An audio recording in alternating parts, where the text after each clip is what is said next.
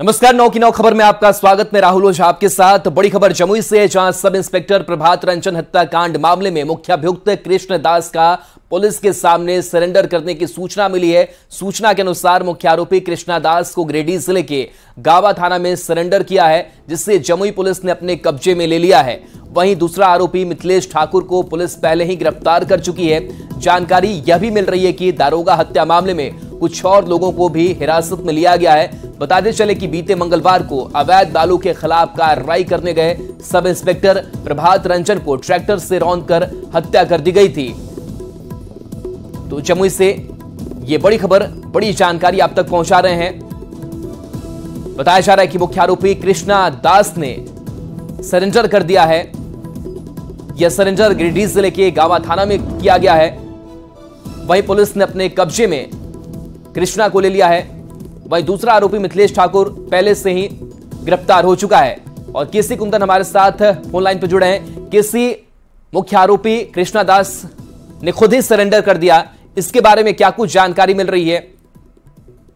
जी, बता दें कि जो प्रभात रंजन दरोगा प्रभात रंजन जो गरही थाना में पदस्थापित थे, बालू खनन के खिलाफ कार्रवाई के दौरान जो ट्रैक्टर से रौंद कर हत्या कर दी गई थी, उस मामले में पुलिस की लगातार दबिश बढ़ी हुई थी, छापेमारी चल रही थी। और बता दें कि जो कृष्णा दास है वो नवादा जिले के कौआकोल थाना इलाके के महुलिया गांव का रहने वाला था। और कौआकोल पुलिस और जमुई पुलिस के द्वारा लगातार ये दबिश बढ़ी हुई थी। और बताया जा रहा है कि उसी दबिश का परिणाम है कि वो जो कृष्णा दास है वो गिरिडीह जिले, जो झारखंड का गिरिडीह जिले का गावा थाना है, वहां जाकर पुलिस के समक्ष सरेंडर किया है। जो सूचना मिली है, जानकारी मिली है, हालांकि इसकी आधिकारिक पुष्टि अभी नहीं हुई है। यहाँ के अधिकारी कुछ इस मामले में कुछ खुलकर बोलने को तैयार नहीं है, लेकिन संभावना जताई जा रही है कि आज स्थिति स्पष्ट हो जाएगी और इस मामले में जो दारोगा हत्याकांड है, इस मामले में पुलिस के द्वारा प्रेस कॉन्फ्रेंस भी हो सकता है।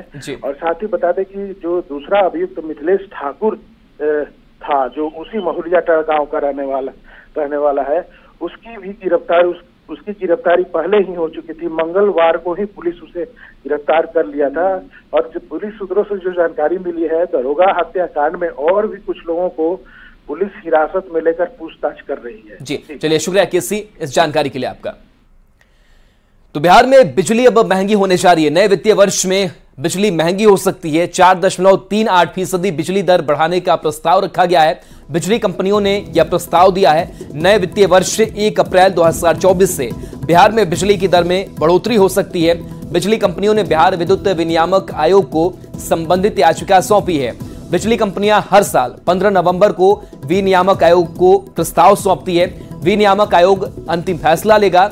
4.38% बिजली की दर में बढ़ोतरी हो सकती है। तो नए वित्तीय वर्ष में बिजली महंगी हो सकती है। बिजली उपभोक्ताओं को झटका लग सकता है। बिहार में त्योहारों पर शराब की तस्करी रोकने के लिए यूपी बिहार की सीमा पर पुलिस की टीम को अलर्ट किया गया है। गोपालगंज में उत्पाद विभाग की पुलिस यूपी से सटे बिहार के 6 चेक पोस्ट पर निगरानी बढ़ा दी है। यूपी के रास्ते गोपालगंज में प्रवेश होने वाली गाड़ियों की सख्ती से जांच की जा रही है। हैंड स्कैनर मशीन से ट्रकों की जांच की जा रही है। वहीं जांच के दौरान पुलिस ने पिछले 24 घंटे में 53 लोगों को गिरफ्तार भी किया है। इनमें 11 शराब तस्कर शामिल है। यूपी बिहार के बलथरी चेक पोस्ट से ग्राउंड रिपोर्ट दिखाएंगे संवाददाता गोविंद कुमार।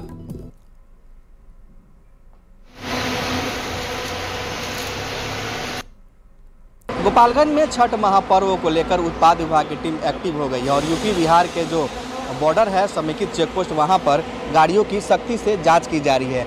इस वक्त हम मौजूद हैं कुचाकोट थाना क्षेत्र के बलथरी चेक पोस्ट के पास, जहाँ पर उत्पाद विभाग की टीम जो है वो गाड़ियों की सख्ती से जाँच कर रही है। और ये हैंड स्कैनिंग मशीन है। हैंड स्कैनिंग मशीन के जरिए वाहनों की सख्ती से जाँच की जा रही है। आप तस्वीरों में देख सकते हैं कैसे वाहन की इस वक्त जाँच चल रही है। कंटेनर है और कंटेनर के अंदर जो जांच है वो चल रही है ताकि शराब की तस्करी को रोका जा सके। यहाँ जो पुलिस अधिकारी हैं उनसे बात करते हैं। आप लोग कैसे शराब की तस्करी को रोक रहे हैं? यहाँ पर सर जो भी गाड़ियाँ बड़ी बड़ी आती है, जैसे कंटेनर है, इसमें अपना हैंड स्कैनर से जांच करने के बाद उसके अंदर जो भी पता चलता है उसको खड़ा करके अलग से समूचा निकलवा करके हम लोग और हम चेक करते हैं। जो भी सामान होता है दोबारा हम लोग आकर के चेक करते हैं उसको। बसों की भी जाँच हो रही है? हाँ जी, बसों को भी जो भी आ रहा है पर पैसेंजर को हर बैग सीट के नीचे सब मतलब अच्छी तरह से चेक किया जा रहा है। जो लोग नशे में उनकी कैसे जाँच करते हैं? जो लोग नशे में मिल जाता है उनको ब्रेथ एनालाइजर मशीन से जाँच करके जो अल्कोहल मिल जाता है सेवन किया उसको जेल भेज देते हैं। ये आप तस्वीरों में देख सकते हैं कैसे इस वक्त सख्ती से जांच हो रही है कि गाड़ियों की जो चेक पोस्ट है उसकी जांच की जा रही है और जांच के दौरान जो शराब बरामद होती है तो उस गाड़ियों को पुलिस जब्त कर लेती है। ऐसे में उत्पाद विभाग की टीम त्यौहार को लेकर पूरी तरह से एक्टिव हो गई है। गोविंद कुमार, न्यूज़ 18, गोपालगंज। और इस बीच छपरा से बड़ी खबर है, जहां व्यवसायी हत्याकांड का खुलासा हो चुका है। लूट के दौरान यह हत्या हुई थी। हत्याकांड में शामिल 5 लोगों की गिरफ्तारी की जा चुकी है। अपराधियों के पास से हथियार भी बरामद किए गए हैं, जिनसे लगातार पूछताछ भी की जा रही है। तो लूट के दौरान हत्या व्यवसायी की गई थी और इस हत्याकांड का खुलासा हुआ है। इस हत्याकांड में शामिल 5 लोग गिरफ्तार किए गए हैं। इनके पास से हथियार भी पुलिस ने बरामद किया है।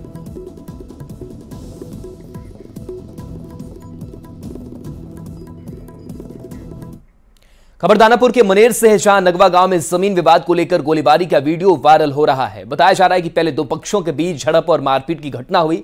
इस बीच एक पक्ष के द्वारा गोलीबारी करने का वीडियो काफी तेजी से वायरल हुआ है। पुलिस मामले को संज्ञान में लेकर सभी बिंदुओं पर जांच कर रही है। हालांकि इस गोलीबारी की घटना में किसी के हताहत होने की सूचना अभी तक नहीं है।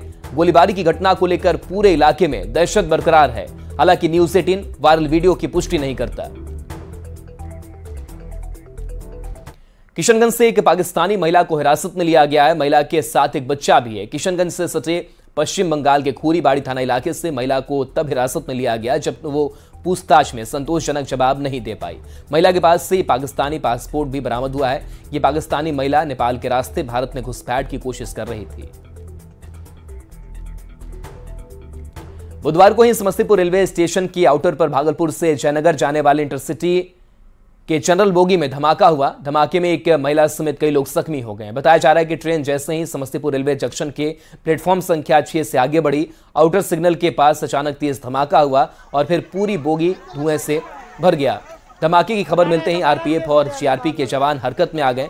आरपीएफ की कमांडेंट सहित बड़े अधिकारी भी मौके पर पहुंचे और धमाके की जांच शुरू हो गई। पुलिस ने 2-3 लोगों को हिरासत में लेकर पूछताछ भी कर रही है। बताया जा रहा है कि ट्रेन को दरभंगा स्टेशन पर रोककर जांच की गई तो कोई पटाखे से संबंधित चीज मिली है। सवाल है कि दिवाली और छठ को लेकर जब इतनी ज्यादा जांच की जा रही है तो फिर ट्रेन में पटाखे जैसी चीज कैसे पहुंच जाती है।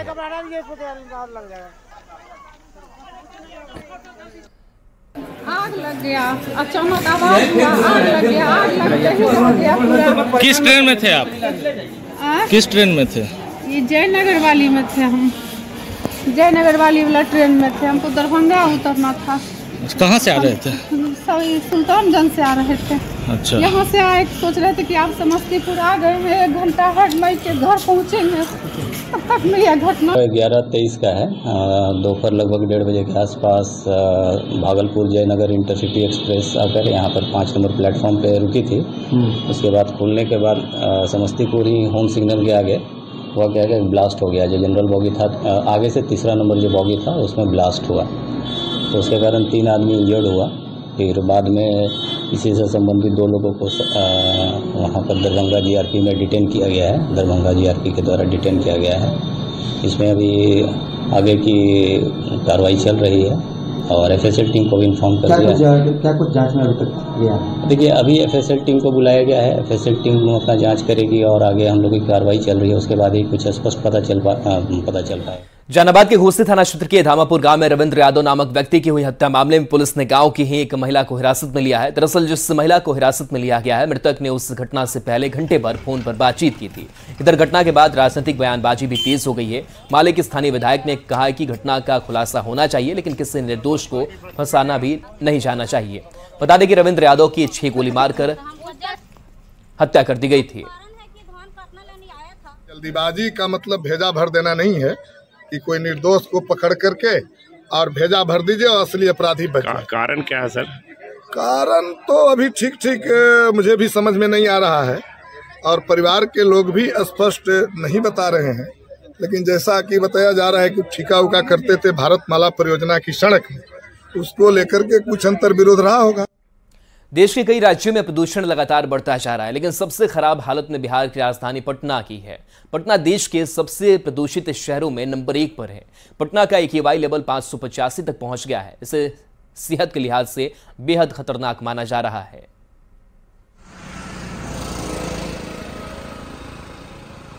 तो राजधानी पटना की अगर बात करें तो सबसे ज्यादा प्रदूषित शहरों में बिहार में AQI लेवल में लगातार बढ़ोतरी देखने को मिल रही है। और पटना के AQI लेवल की बात करें तो 585 तक यह लेवल पहुंच गया है और इसे सेहत के लिहाज से बेहद खतरनाक माना जा रहा है। ऐसे में सांसों की परेशानी से लोग झेल रहे हैं। डॉक्टर सतर्कता बरतने की बात कह रहे हैं। गोपालगंज में प्रदूषण का असर लगातार बढ़ता ही जा रहा है। पिछले 24 घंटे में यहां प्रदूषण का स्तर AQI 252 तक पहुंच गया है। प्रदूषण नियंत्रण बोर्ड ने इसे खराब श्रेणी में रखा है। वहीं वायु प्रदूषण बढ़ने से लोगों की परेशानी भी बढ़ने लगी है। गोपालगंज शहर के लोगों ने जिला प्रशासन से पॉल्यूशन के स्तर को कम करने की मांग की है।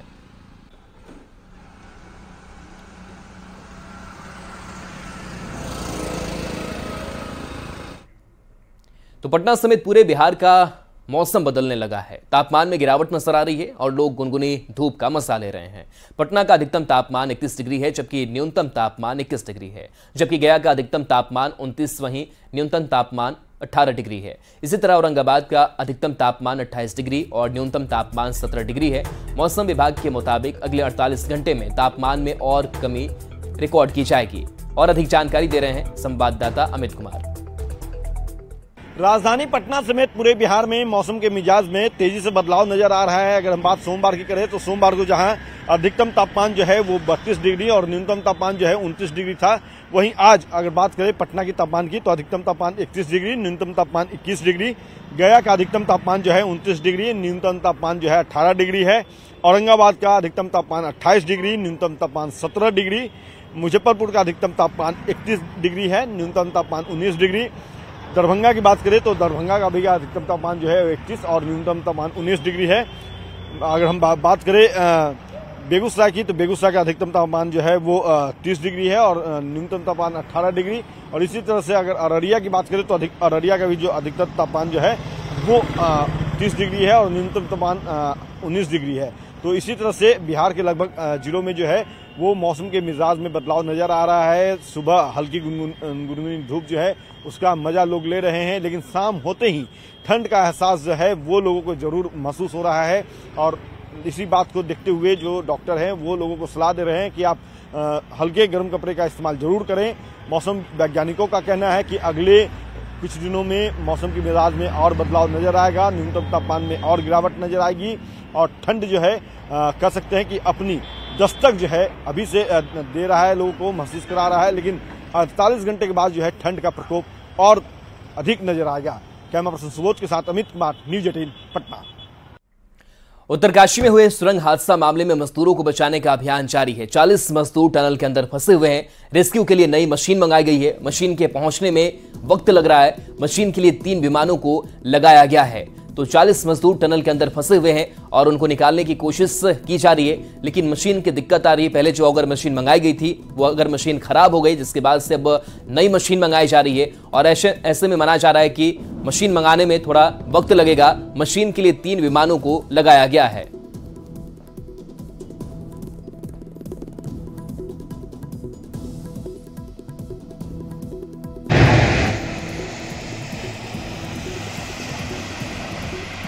ये तस्वीर 3 विमानों के जरिए इस मशीन को घटनास्थल तक पहुंचाना है, जिसके बाद से फिर इसके इंस्टॉलेशन का काम शुरू किया जाएगा, ड्रिलिंग किया जाएगा और मजदूरों तक पहुंचकर उनको सुरक्षित बाहर निकालना है।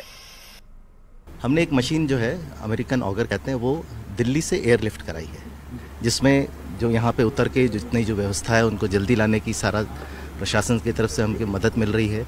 कोई भी और ज़रूरत हो उसके लिए भी प्रशासन हमारे साथ जुटा हुआ है।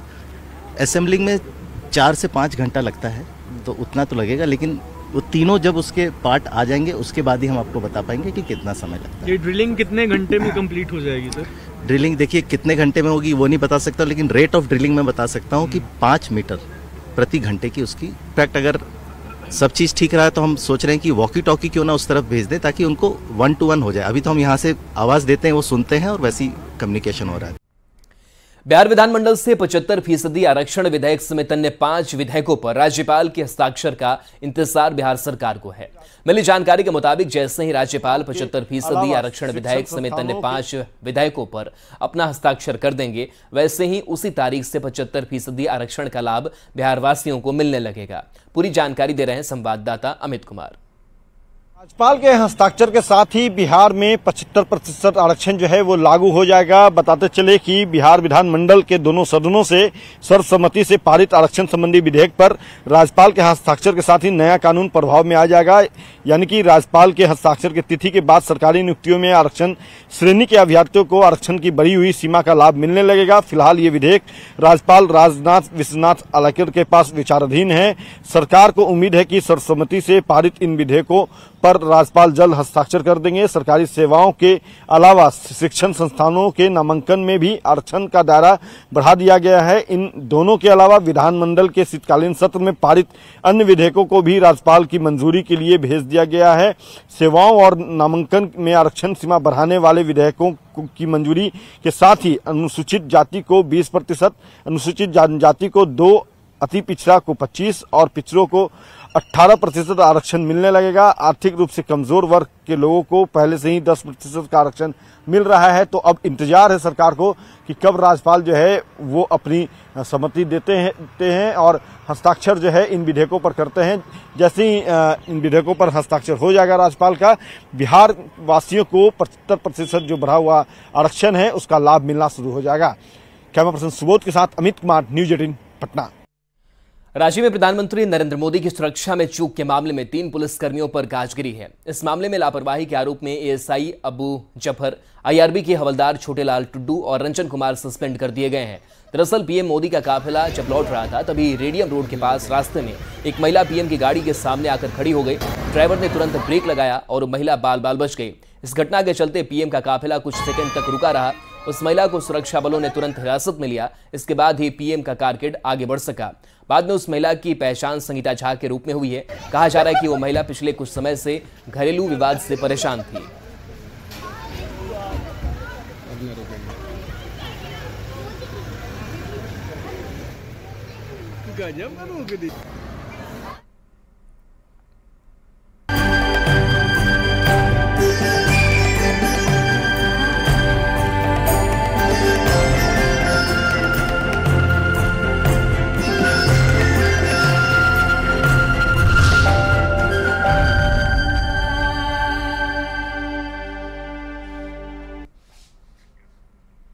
लोक आस्था का महापर्व छठ की शुरुआत शुक्रवार से होने जा रही है। पटना में विभिन्न गंगा घाटों पर उसके अलावा कृत्रिम तालाब को लेकर युद्ध स्तर पर तैयारी चल रही है। मुख्यमंत्री से लेकर उप मुख्यमंत्री और कमिश्नर से लेकर जिलाधिकारी तक लगातार पटना के गंगा घाटों का निरीक्षण कर रहे हैं और छठ के दौरान बेहतर व्यवस्था हो, इसको लेकर दिशा निर्देश भी दिए जा रहे हैं। बता दें कि इस बार पटना जिला के मोकामा से लेकर मनेर तक 450 गंगा घाट तैयार किया गया है, जिसका पटना कमिश्नर ने जायजा लिया। और अधिक जानकारी दे रहे हैं संवाददाता अमित कुमार। लोक आस्था का महापर्व छठ की शुरुआत जो है वो शुक्रवार से होने जा रही है। शुक्रवार को नहाय खाए के साथ 4 दिनों का जो लोक आस्था का महापर्व का अनुष्ठान है वो शुरू होगा और इसको लेकर के पटना जिला प्रशासन जो है युद्ध स्तर पर तैयारी में जुटा है।